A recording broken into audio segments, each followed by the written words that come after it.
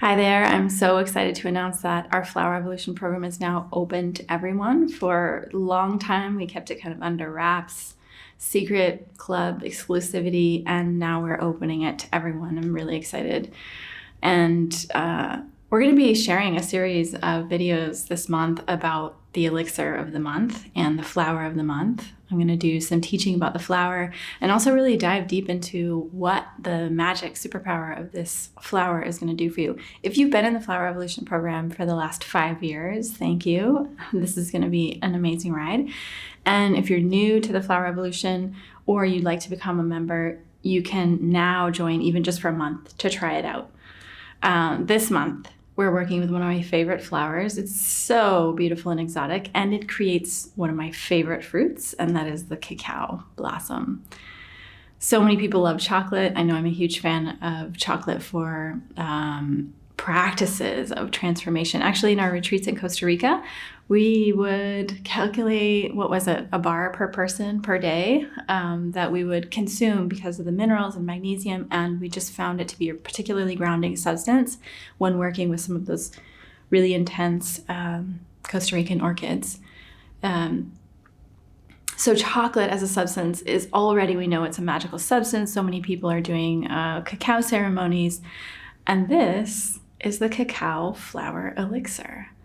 It is a twist, right? So it's all of those things that you could imagine of eating a chocolate bar or a piece of chocolate or doing a cacao ritual, but in the form of a flower elixir. So it is much more subtle and vibratory, like language of hummingbird style. It is a flower that grows in the tropics. So most of my experience with the cacao flower is in Costa Rica.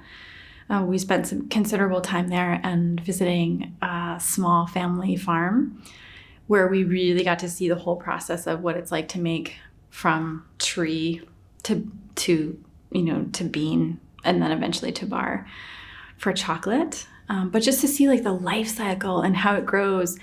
Cacao flower is so beautiful. It grows right off of the trunk. It's so unusual in that way. And it is one of the most powerful elixirs in our collection for a few different things. Nourishment, like being able to have much more acute awareness into what is it that your body needs. And allowing yourself to get into the state that what is best for you is best for everyone. I know so many of us in our busy lives, we will self-sacrifice a lot. Whether it feels in the moment like a little thing, like, oh, I'll get lunch in an hour. Oh, I'll get lunch in 2 hours. Pretty soon, you know what, our blood sugars drop to the floor and we're like frantically looking for something to eat. Or something as silly as like, I need to go to the bathroom. Okay, I'll go in 5 minutes. Or not drinking enough water, not sleeping enough, or not getting enough fresh air or sunlight. All of those things. These seem like really simple things, but actually they're like the most basic fundamental needs of the body in order to flourish. And when the body's happy, it can create a foundation for us to constantly evolve and shift.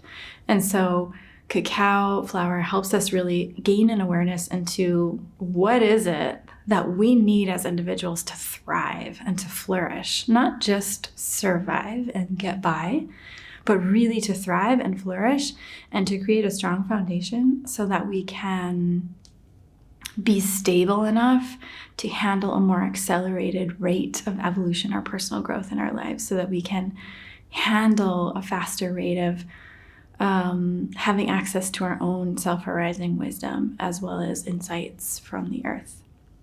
This particular elixir actually was not collected from a tree in Costa Rica. It was collected from a cacao tree in Singapore, which is in Southeast Asia. It is an island that flourishes, is thriving in every sense of the way, as a people, as a culture, financially. They're one of the only countries in the Black, and they're a small island, like a city island. So it also contains not only the essence of the cacao flower, but also of the place in Southeast Asia where things just like, you see jungle-licious plants growing out of the wall. It's so prolific there. And that's definitely comes through in this elixir. So what is it that you need to be your most prolific, thriving, flourishing self? Cacao Flower Elixir will reflect back to us anything and everything that may be standing in the way so that we can embrace more of those aspects of ourselves. Together with the Cacao Flower Elixir as the catalyst elixir comes the Full Bloom Anointing Oil as a support. And this is going to support any sort of... I don't really tend to see a lot of healing crises with the flower evolution elixirs, but if so, it can help support you through that process, but also just to really amplify the effects of the catalyst elixir.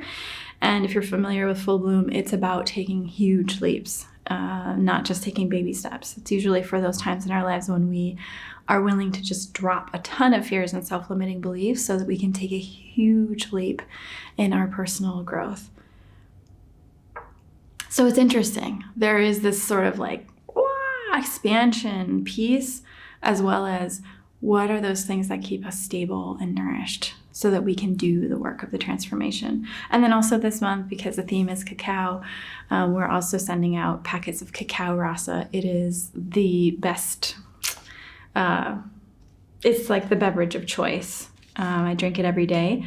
It's an adaptogenic brew, so it's got multiple different herbs and mushrooms and cacao for helping your body better address stress and adapt to stress and keep it cool and keep all your systems functioning really well and keep you young and vital on the inside and outside.